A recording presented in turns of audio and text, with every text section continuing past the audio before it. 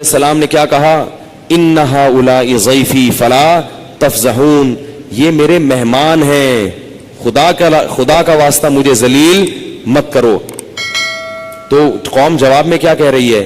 اولم ننہک عن العالمین، اے لوط تجھے جب اپنے مہمانوں کا اتنا خیال تھا، تجھے ہماری عادت کا پتہ ہے، تو نے ان کو گھر میں گھسنے کیوں دیا؟ جب آدمی گناہ کرتا ہے نا تو اس کے پاس بڑے دلائل ہوتے ہیں، سامنے والے سے بحث، ہر بات کا جواب ہوتا ہے اس کے پاس۔ جب تجھے پتا ہے کہ ہم ایسے لوگ ہیں تو آنے کیوں دیا گھر میں؟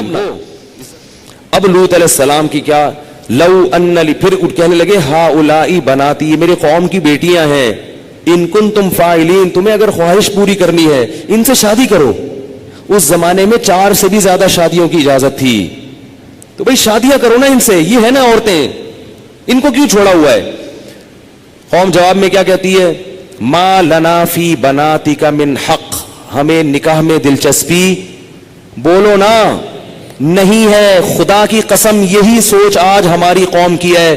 خانقاہوں میں مراقبے کروائیں گے، محاسبے کروائیں گے، مدرسوں میں پڑھائیں گے، یونیورسٹیوں میں پڑھائیں گے، جب اس کے دماغ پہ شہوت چڑھے گی اس کو شادی کا مشورہ نہیں دیں گے، اس کو یہ محاسبہ کرو، مراقبہ کرو، فلاں بزرگ کا بیان سنو، تبلیغ میں چلہ لگاؤ، 4 مہینے لگاؤ۔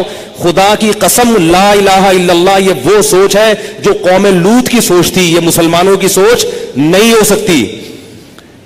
حرام شہوت سے بچنے کا راستہ اللہ نے شادی میں رکھا ہے، محاسبوں مراقبوں میں نہیں رکھا۔ نکال دو اس قرآن کو اپنے گھر سے باہر۔ اتنا میں معاشرے کے خلاف اس چیز میں لڑ کے خود تھک گیا ہوں کہ میں کبھی سوچتا ہوں یا تو میں پاگل ہو گیا ہوں یا یہ سارے لوگ پاگل ہو گئے ہیں۔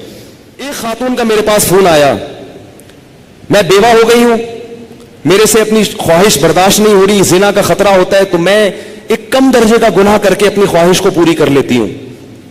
میں نے کہا حرام ہے، آپ نکاح کریں۔ مجھ سے کوئی نکاح کے لیے تیار نہیں ہے۔ میں نے کہا آپ اپنے حقوق سے دستبردار ہو کر کسی سے نکاح کر لیں کہ بھئی مجھے صرف اپنی اس حلال خواہش کے لیے کسی مرد سے نکاح کرنا ہے، میں اپنے آپ کو گناہ سے بچانا چاہتی ہوں، میں اپنے حقوق چھوڑنے کے لیے تیار ہوں۔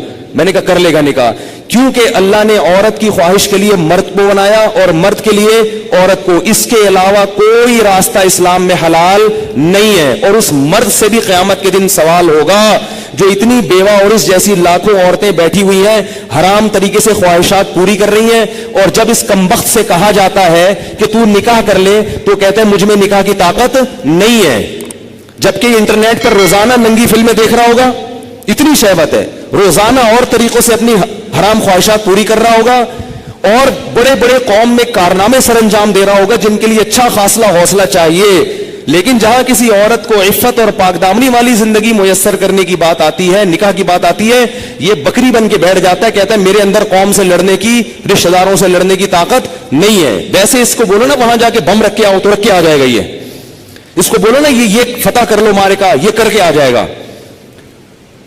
تو بھائی یہ طریقہ نہیں ہے۔ اللہ نے سورہ نور میں نظروں کی حفاظت کا حکم دیا، اور اگلی آیت میں اللہ نے نکاح کا حکم دیا ہے، آلٹرنیٹ فارم بتایا ہے۔ تو اللہ نے صرف اور صرف مرد عورت کو ایک دوسرے کے لیے پیدا کیا ہے، اور ہن لباس لکم وانتم لباس لہن، فرمایا عورت تمہارے عیب پہ پردہ ڈالے گی اور تم اس کے عیب پہ۔ شہوت اللہ نے دونوں میں رکھی ہے۔ جو یہ کہتا ہے نا نہیں ہے، خدا کی قسم جھوٹ بولتا ہے، وہ جھوٹ بولتا ہے۔ وہ کوئی کہتا ہے وہ اتنی نیک عورت ہے اس میں شہوت نہیں ہے، خدا کی قسم جھوٹ بول رہا ہے۔ جیسے بھوک لگنے کا تعلق آپ کے نیک ہونے یا نہ ہونے سے نہیں ہے، تو سیکچول ڈیزائرز جو ہیں اس کا کسی کے نیک نہیں ہے۔ اتنی یہ کامن سینس کی بات ہے، یہ سمجھ میں نہیں آ رہی بھائی، اتنی کامن سینس کی باتیں ہیں، اس میں کون سی میں ایسی باتیں کر رہا ہوں جو سمجھ میں نہ آئے، اس پہ میرے اوپر الزام لگتے ہیں، پتہ نہیں کیا سکھا رہے ہیں لوگوں کو۔